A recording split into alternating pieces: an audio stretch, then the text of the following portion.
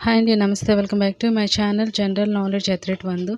ఇవాళ వీడియోలో RRB NTPC 2025 గాను ఎలా ప్రిపేర్ అవ్వాలి, ఇంకా ప్రిపరేషన్ డేస్ ఎన్నున్నాయి, ఎగ్జామ్ డేట్స్ అనేవి ఎప్పుడు మెన్షన్ చేస్తారు, ఇంకా అప్లికేషన్స్ అనేవి ఎన్ని రీసెంట్గా వచ్చాయి అనేది వీడియోలో షేర్ చేస్తాను. వీడియోనైతే స్కిప్ చేయకుండా ఎండ్ వరకు చూడండి.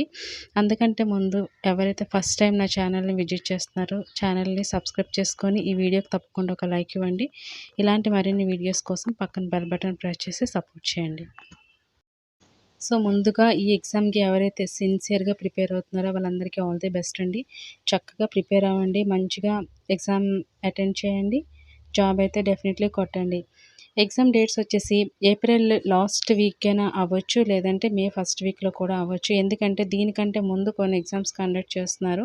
సో వాటికే ఇంకా క్లారిటీ రావడం లేదు, జేఈ మెయిన్స్కి సంబంధించి. సో ఆ వాటికి క్లారిటీ వచ్చాక నెక్స్ట్ ఆఫ్టరే ఈ ఎగ్జామ్స్ అయితే కండక్ట్ చేస్తారు. ప్రిపరేషన్ డేస్ విషయానికి వస్తే ఇంకా మనకి 30 to 50 డేస్ మాత్రమే ఉన్నాయండి.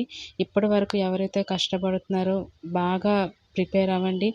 ఇంకా మనకి మాక్ టెస్ట్స్ కూడా ఆన్లైన్లో బోల్డ్ అన్ని అవైలబుల్గా ఉన్నాయి కాబట్టి సో దాన్ని రోజుకొక టెస్ట్ ప్రకారం చేస్తూ మీ స్కోరింగ్ మీద మీరు ఒక గ్రిప్ తెచ్చుకోండి. నేను ఎంతవరకు పర్ఫెక్ట్గా ఉన్నాను, ఎంత స్కోరింగ్ చేస్తాను అనేది. సో మార్నింగ్ అండ్ ఈవినింగ్ ఒక 2 మాక్ టెస్టులు చేయండి. అదేవిధంగా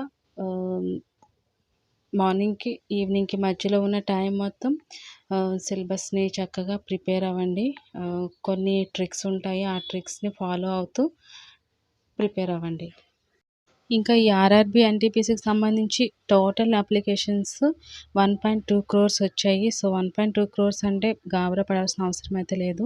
ఎందుకంటే అందరూ జాబ్ అన్నాక డెఫినెట్లీ పెడతారు. బట్ కొంతమంది అటెండ్ అవుతారు, కొంతమంది అటెండ్ అవ్వరు. అందులో బాగా సిన్సియర్గా చదివే వాళ్ళు కొంతమంది ఉంటారు, కేర్లెస్గా ఉండేవాళ్ళు కూడా ఉంటారు. సో ఎంతమంది పెట్టారనేది విషయం పక్కన పెడితే మనం ఎంత కష్టపడి చదివామన్నది ఫస్ట్ ఆఫ్ ఆల్ ఇంపార్టెంట్ అనమాట. సో రోజు చదువుతూ ఉండండి, జాబ్ వస్తుంది అనే పాజిటివ్ థింకింగ్లో కూడా ఉండండి. ఇందులో అండర్ గ్రాడ్యుయేట్ అంటే ఇంటర్ చేసేవాళ్ళు అనమాట. అంటే డిగ్రీ కంటే తక్కువ చదివిన వాళ్ళు ఇంటర్. సో వాటికి సంబంధించి ఎన్ని అప్లికేషన్స్ వచ్చాయంటే 63,26,818 అప్లికేషన్స్ అయితే వచ్చాయి. ఇంకా గ్రాడ్యుయేట్కి సంబంధించి అంటే డిగ్రీ చేసిన వాళ్ళకి గ్రాడ్యుయేట్స్ అంటారు. వాళ్ళకైతే 58,40,861 అప్లికేషన్స్ అయితే పెట్టారు. సో ఇంకా స్కోరింగ్ విషయానికి వస్తే ఎంత స్కోర్ చేస్తే ఈ జాబ్స్కి మనం ఎలిజిబుల్ అవుతాం అనేది చెప్తాను. ఫస్ట్ మనకి రీజనింగ్ అనేది ఆల్మోస్ట్ ఈజీగా ఉంటుందండి. ఎంత కష్టంగా అయితే ఎవరు బేసిక్ ట్రిక్సే ప్లే చేయాలి. సో రీజనింగ్ చాలా బాగా ప్రిపేర్ అవ్వండి. అవి 30 మార్క్స్ గాను ఇందులో మనం 28 స్కోర్ చేసిన చాలు. అంటే ఇది CBT 1 టెస్ట్ గురించి చెప్తున్నాను. నెక్స్ట్ అర్థమెటిక్ వచ్చేసి మనకి 20 మార్క్స్ వచ్చినా సరిపోతుంది. ఇంకా జనరల్ అవేర్నెస్ 25 బిట్స్. ఇంకో విషయం చెప్తున్నాను, కరెంట్ అఫైర్స్ మీరు డే టు డే అప్డేటెడ్గా ఉండాలి. మనం బుక్స్ కంటే యూట్యూబ్లో పెట్టే కొన్ని వీడియోస్ ద్వారానే మనం జనరల్ అవేర్నెస్కి సంబంధించి ఆల్మోస్ట్ బిట్స్ కవర్ చేస్తున్నారు. సో డే టు డే అప్డేటెడ్గా ఉండండి. మోడీ పర్యటనలు కానివ్వచ్చు, లేదంటే ఆర్టికల్ సంబంధించి బాగా ఇస్తున్నారు బిట్స్ జనరల్ అవేర్నెస్కి సంబంధించి. సో అవి అప్డేటెడ్గా ఉండండి. సో ఇలా మీరు అంటే రీజనింగ్లో ఒక 30కి 28 తెచ్చుకొని, అర్థమెటిక్లో ఒక 20 మార్క్స్, జనరల్ అవేర్నెస్ ఒక 25 మార్క్స్ స్కోర్ చేసినా కానీ మీకు ఓవరాల్ స్కోర్ వచ్చేసి 73 అవుతుంది.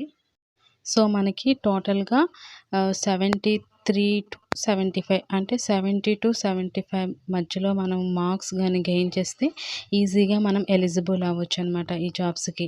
So all the very best అండి. బాగా ప్రిపేర్ అవ్వండి. మనకున్న ఈ 50 డేస్లో మీరు ఎంతగా కవర్ చేస్తే అంతగా మనం సక్సెస్ అవ్వచ్చు. సో ఫ్రెండ్స్, ఇన్ఫర్మేషన్ రీచ్ అయింది అనుకుంటున్నాను. మీ ఫ్రెండ్స్కి ఎవరికైనా ఇన్ఫర్మేషన్ షేర్ చేయాలనుకుంటే తప్పకుండా వీడియోని షేర్ చేయండి. ఛానల్ అయితే తప్పకుండా సబ్స్క్రైబ్ చేసుకొని సపోర్ట్ చేయండి. Thank you friends. Have a nice day.